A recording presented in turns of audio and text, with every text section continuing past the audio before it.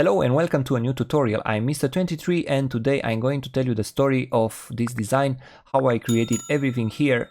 And I really love this idea that I had in my mind with the elephant being something like a conductor or a director, and the little girl playing in the violin and creating this magic, because as you know I love fantasy design and fantasy art.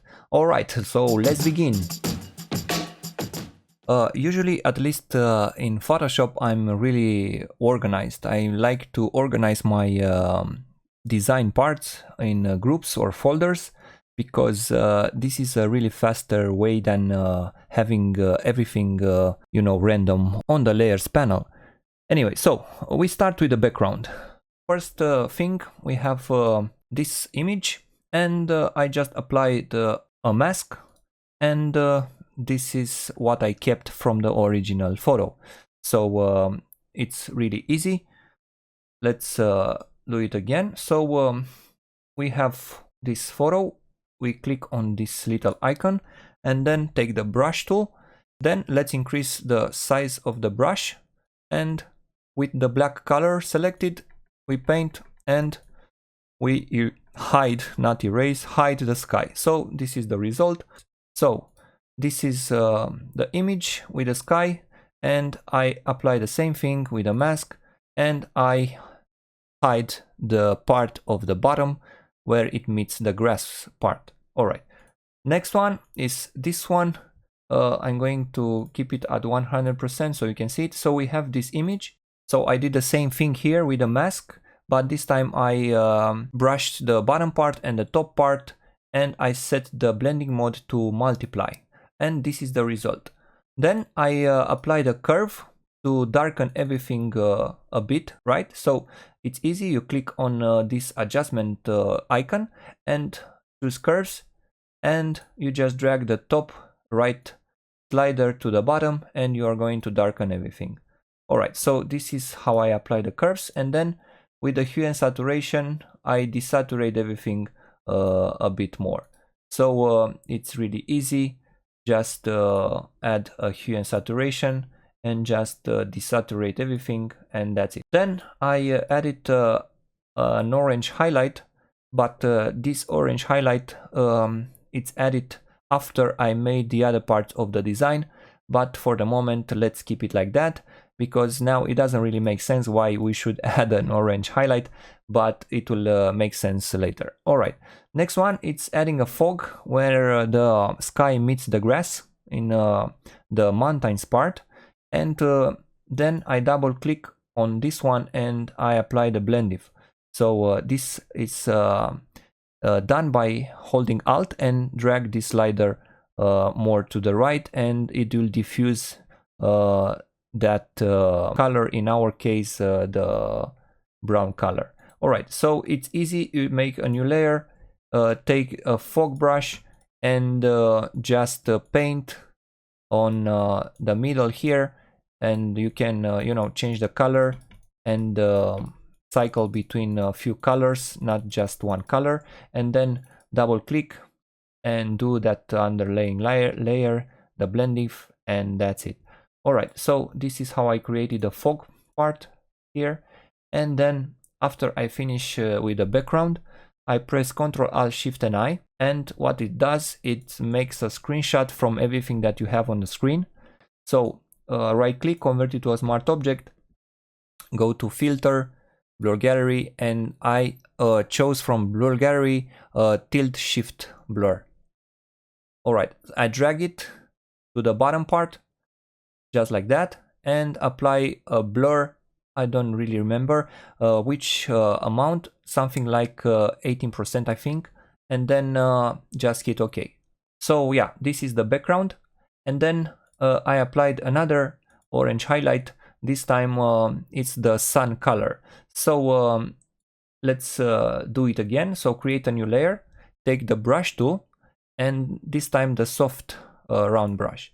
So pick an orange color.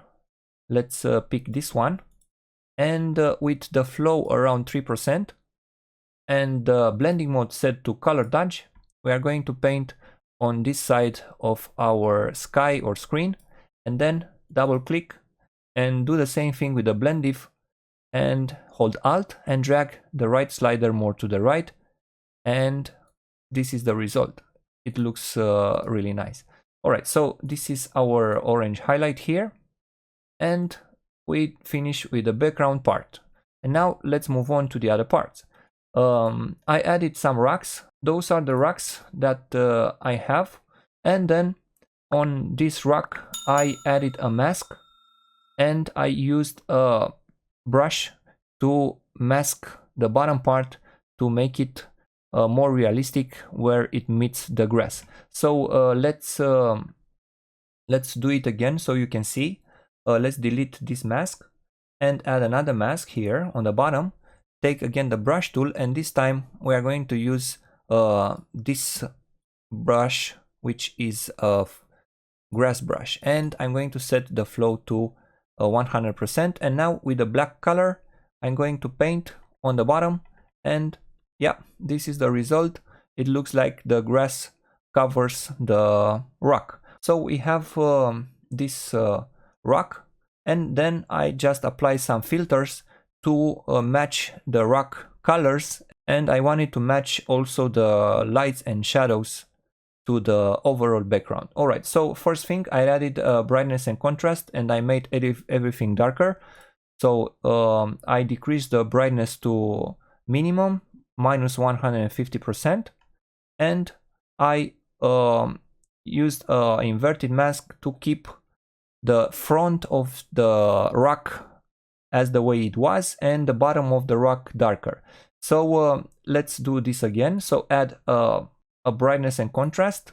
Let's hide this one. So usually the rock looks like that. Let's decrease the brightness. Okay, so this is applied on the entire surface of the rock, and then here on the thumbnail press Ctrl and I, and we inverted the mask. Now take the brush tool, this time the soft brush, and let's decrease the flow to 10%. And now we are going to paint with the white color selected on the parts that we want to have more darkness. In our case, this part, because it's in our right side and the light doesn't come to this side. Alright, now let's play with selective color. Here on the selective color, I played with the neutrals and I decreased the cyan. If you want this selective color, you can find it here. So choose selective color and just decrease the cyans, and here it is. The rocks looks much better now. Let's move on with the dodge and burn. What this dodge and burn does, the next one, is a layer where I make the dark parts, the already dark parts of the rock more darker, and this helps me to make this more sharpened and to have more colors when I'm going to apply the highlights on those dark parts.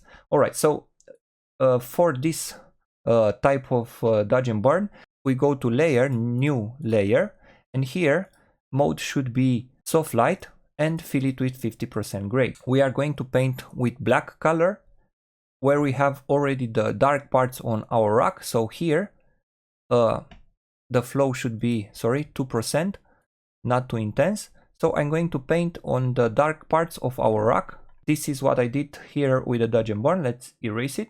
Alright, and now I started to apply the highlights.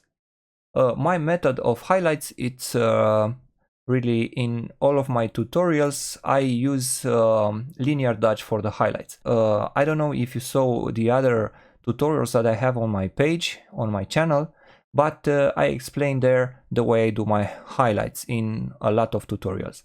So first thing, go to layer, new layer, create a new layer from here and set the mode to linear dodge, and be sure that it's fill it black, 100% black.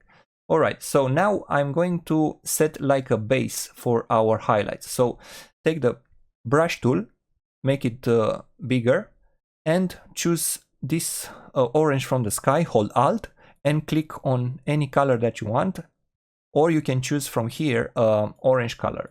Alright, and now I'm going to paint on the sides this orange. Don't worry if it looks like that, because we are going to double click on the layer and we are going to hold Alt and drag this slider more to the right, and as you can see, this disperses the light much better and looks more natural like that. Those are the highlights that I did here, and then I'm going to do the same thing, but this time I'm going to paint with white on the sides of the rock. So I'm going to do the same layer, go to layer, new layer, the linear dodge one, fill it with black, take the brush tool, set it to white, and the flow should be around 10%. Alright, and now the brush size should be really small, something like 10-12%, and I'm going to paint on the sides of the rock with white color to make those sides pop up more. So I'm going to paint on the sides, as you can see, just a small line here and there where the light touches my rocks. Alright, and then at the end I made everything darker again, but this time I use levels. So go to levels and decrease the brightness, and don't forget to hold Alt and click between the layers to bring that levels inside the rock.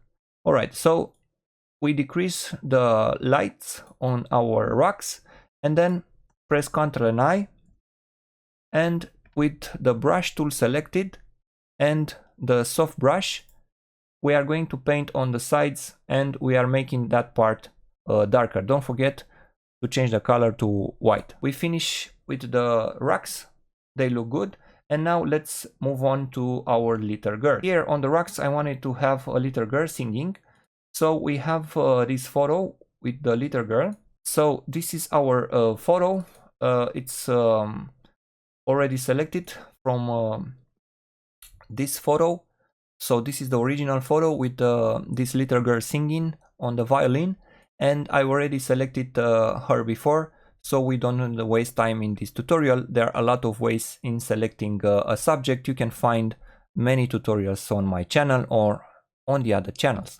Alright, so I selected the little girl from that picture, and now of course it doesn't look really natural because the original photo was taken in other conditions and other colors, of course. So now what we need to do is a color matching and then adding some shadows underneath her feet, because she needs shadows, and then apply the highlights of the sky and make her more realistic and to make her blend better with our background. So let's start first with the shadows. First shadow that I want, it's the contact shadow, which will be under her feet. This you can do by creating a new layer and set it to multiply. Then take the brush tool, right click on the screen, and here on the little dot on the top, just drag it and make it like an oval. And then make the brush size smaller and hold Alt and pick a brown color from the rocks. And then with this color we are going to paint under her feet, something like that. Don't worry if it's too intense, because we are going to change the opacity if that looks bad. Alright, so this is just the contact shadow under her feet, something like that. And then if you think it's too intense, you can decrease the opacity, or you can leave it like that. So this is the contact shadow that I have, and usually I work with multiply. You can work with overlay if you prefer, but in our case doesn't really work that well. Multiply works better.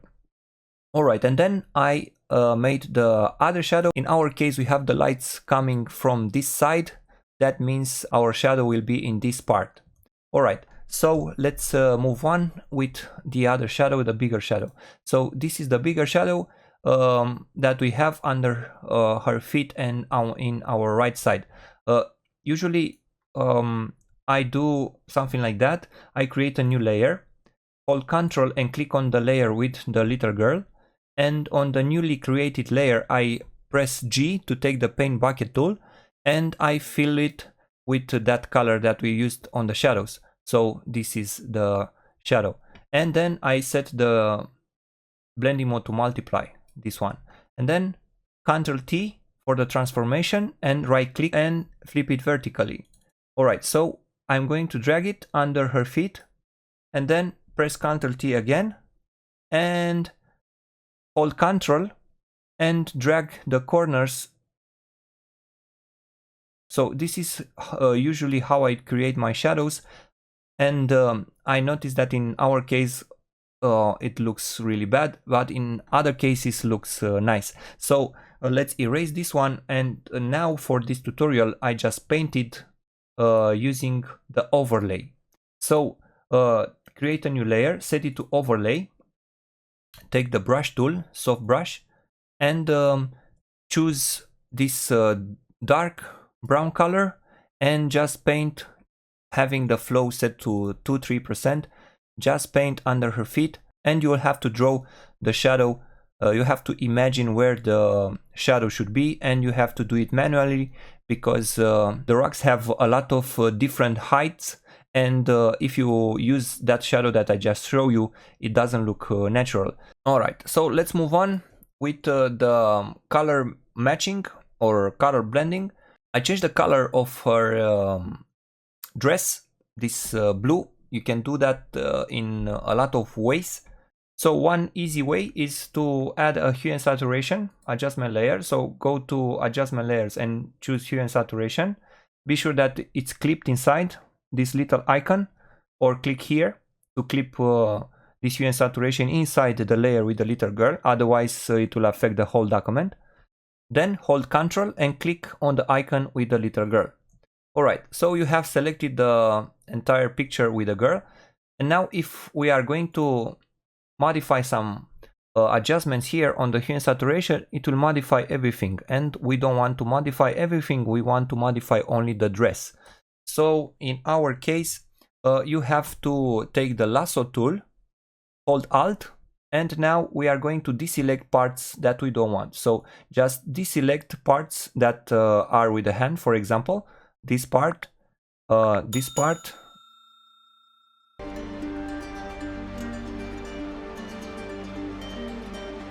So now we selected this one and go to hue and saturation mask, and just hold Alt and press delete on the mask. And then if you change the adjustments, it will change everything outside that selection. So go again on the mask and press Ctrl and I. And now you have selected only the dress, and if you change the color of the dress, it will change only what you selected before. So this is the way I change the color of the dress. Let's hide this one, and the dress looks like that. I try another method with using the background and set it to hue, but I didn't like that. I kept that layer anyway. But this is the way I change the dress with hue and saturation. Alright, let's move on. Then I started to paint the hair, and I added a few parts of the hair. If you want to do that, you can create a new layer, take the brush tool, and we have a brush, this brush with the hair, and let's set it to 100%. The way I paint the hair, it's really easy. I set the size to 3%, and I'm picking a color by holding Alt from the hair, and I'm just painting some of the hair like that, parts of the hair. And you know, you can spend a lot of time in painting more hair if you want. For me, it was just some parts, nothing too exaggerated. So this is the way I painted the hair with that brush. And let's hide this layer and keep the original one. So this is how I painted the hair. After we did those parts, I placed everything into one group, and on this group that we have here with the little girl, on this group I wanted to apply the color matching with the background. So first that I did, it's a curve adjustment layer, and I increased the lights more on the little girl. So just add a curves adjustment layer and drag a bit this slider to the left top part. Alright, and then I added another one, which is brightness and contrast, and I decreased the brightness and I increased the contrast more. So it looks like that.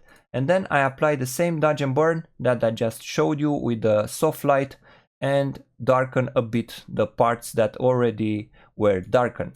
And then I apply the selective color and change a bit the neutrals, and then again curves, and I made the left part, our left part, her right part, a bit brighter. And then I started the same with the highlights. I added the orange highlights that I just shown you on the rocks part. Yeah, just paint with the orange color on a linear dodge, fill with black. And then I did the same linear dodge. This time I painted with white on the sides of the little girl. So if you want those white highlights, I always do like that. So first I apply a color, in our case this orange color, and then I continue with the white color on the sides or on the parts that the lights hit the subject. So in our case, if you want to see how I did it, let's create a new layer, new layer, and set the mode to linear dodge, fill it with black. Alright, so now take the brush tool, the soft brush, and the sides should be really small, around 6-7%, and with the white color selected, with the brush and the white color selected, and the flow should be around 8-10%, something like that. And let's see, I think the brush size should be 5%, and with the white color I started to paint on the sides, and I created those white highlights.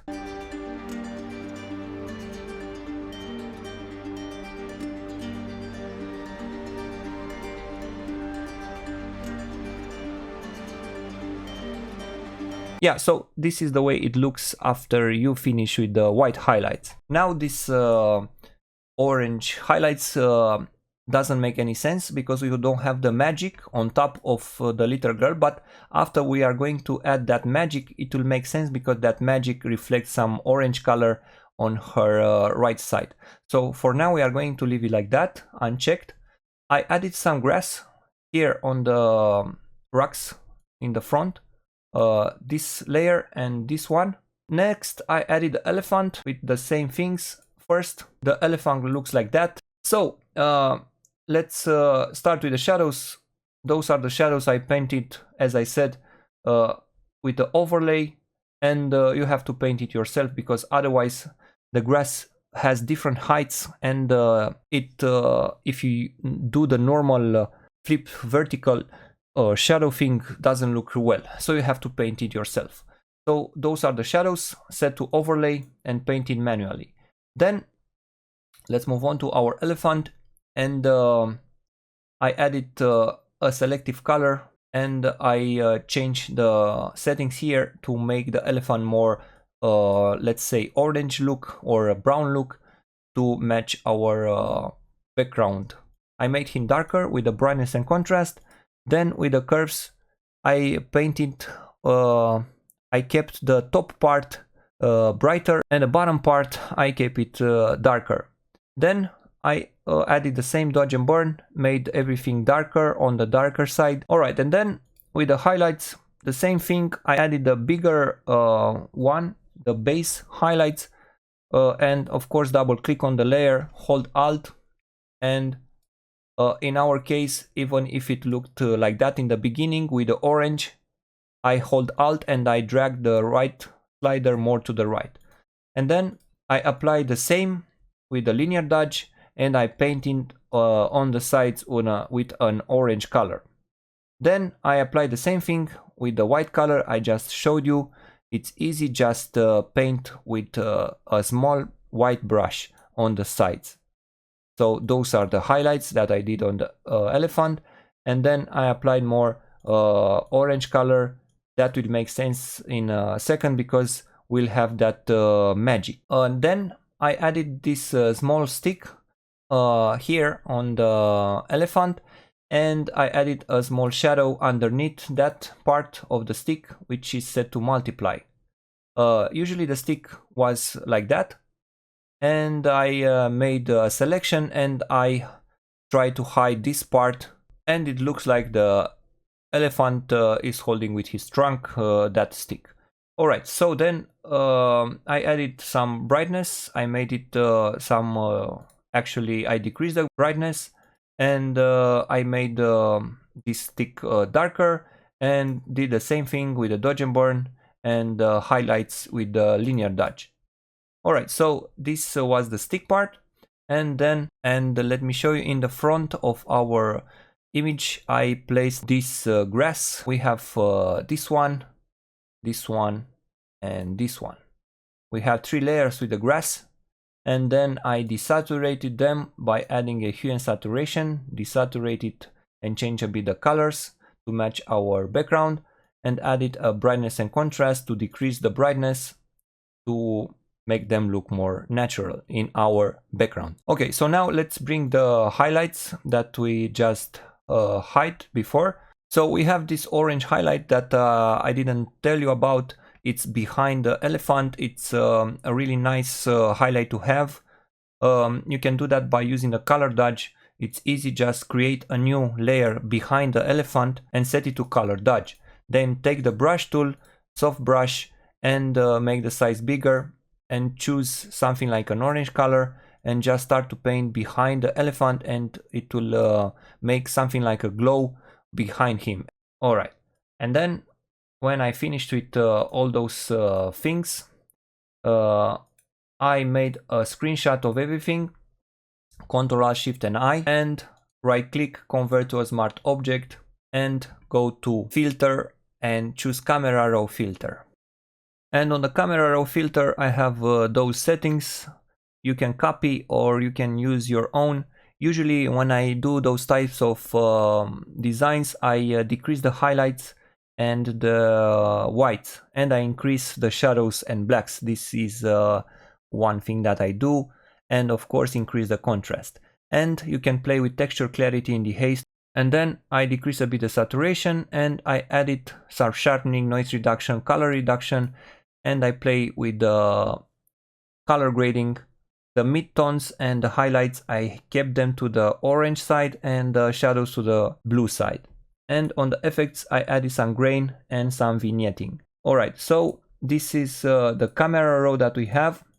And now let's move on to the magic part. Alright, so this is the magic that that we have. I have made a full tutorial on how to create this type of magic. I won't explain you that much today. You can watch that tutorial. I will give you the link for it in the description of the video. It's really nice and easy. You can do any shape that you want. I have that tutorial where I applied it to an unicorn and to a dragon. So one thing that I want to show you is that if you want to try, I have made it by using this musical note. Let's drag it here in our document on top of everything. Alright, so this is the PNG file. I made it smaller and I rotated something like that. So you must copy a shape from another already made figure. In our case, this musical note. I have this like a sketch, and then I create a new layer, but from here, layer new, and set it to screen, and be sure that it's filled with black. Create a new layer, empty one, and then go to gradient map. Here, let's change the colors. So the one from the left should be black, and the one from the right should be white. In our case, we want the magic to be orange, and in the middle, let's say something like that, from the middle point and the left point here on, let's say 25%, we are going to change the color to orange.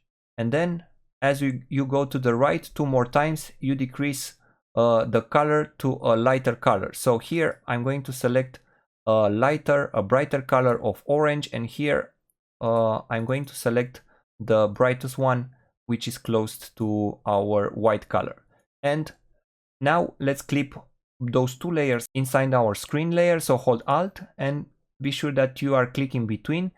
And now on this empty layer, take the brush tool and be sure that the white color is selected. And now what you need to do is just paint. I'm using a tablet and it's easier than with a mouse. You can use the mouse also, but be sure that you are changing all the time the flow and the opacity with the mouse. So I'm painting with white, something like that, to create something like a shape. And at the end, you can add the other effects also. But first you need to draw with the pen or with the mouse, something like a shape to have this musical note like a drawing. So this is how I created this musical note. I'm drawing something like that. And then after I finish, I played a bit more with the settings that I just told you that I have them in another tutorial. The smudge tool and the eraser tool. So after you make something like a shape, you hide that musical note, and yeah, it looks like that. It wasn't finished, but you got the point. And then you can increase the size of the brush and paint more on the sides, something like that. And with the smudge tool, when you finish with the sides, something like that, take the smudge tool, and with the smudge tool now, slowly I'm using the smudge tool and I play with the sides of our musical note. So this is how I created this musical note. And of course you can continue using the brush tool with the white color, go to the left, let's say, something like that, and with the smudge tool selected, just play around like that, just drag top and bottom, left and right, and you are creating something like a shape. But yeah, this is the process. You can watch that tutorial that I told you about, and you are going to create this really nice shape. So let's erase this and this note also. Yeah, so this is how I created this type of magic, and the same here with the elephant. But in this elephant I have blue color, so I made everything again, those three layers, and this time on the gradient map I set the gradient map like that with the blue, and I painted with white this part of the magic. And the result, it's like that with the blue color, because we have the gradient map, and of course the base is set to screen. This is really important. So this is how it looks after we apply the magic. And then what I usually do when I finish my designs, I apply a high pass. Let me show you what the high pass does. So press Ctrl Shift and I to make a screenshot of everything. Go to filter, go to other, and then high pass. I'm using a radius around 0.3 and hit OK. You must set the blending mode to linear light. So this is how it looks with the high pass. It makes everything more sharpened, and I love it more with the high pass than without, but it's just a matter of preferences. You can use it or not. And the other one that I did is glowing edges. So I'm creating another screenshot of everything, Ctrl Alt Shift and I.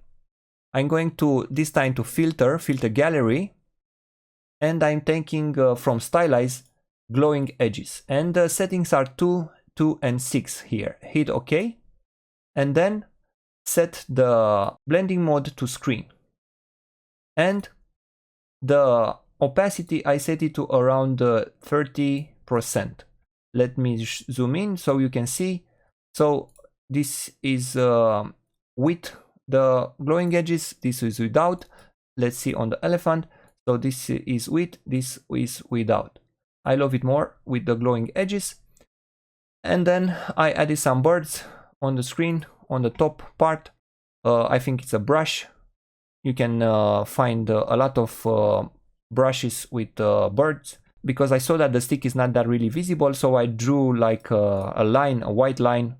Yeah, so this is the line on top of the stick, and I added my logos, and at the end I decreased a bit the saturation. So this was the tutorial for today. I know that some people do not like this type of tutorials, but the thing is that I cannot always do a tutorial starting from zero and then growing the design as I go, because not all the designs take me like 20 minutes to finish. So please try to understand that this type of tutorials are important too, so you can see my workflow and you can apply what you are learning in my tutorials to your own designs or your own stock photos. You don't have to use what I use. You can use other stock images. You can use your own animals or your own pictures with people.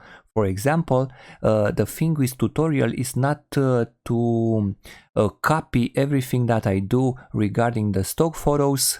The most important thing of a tutorial is to understand the technique, not to have the stock images. Because a lot of people ask all the time for stock images or brushes.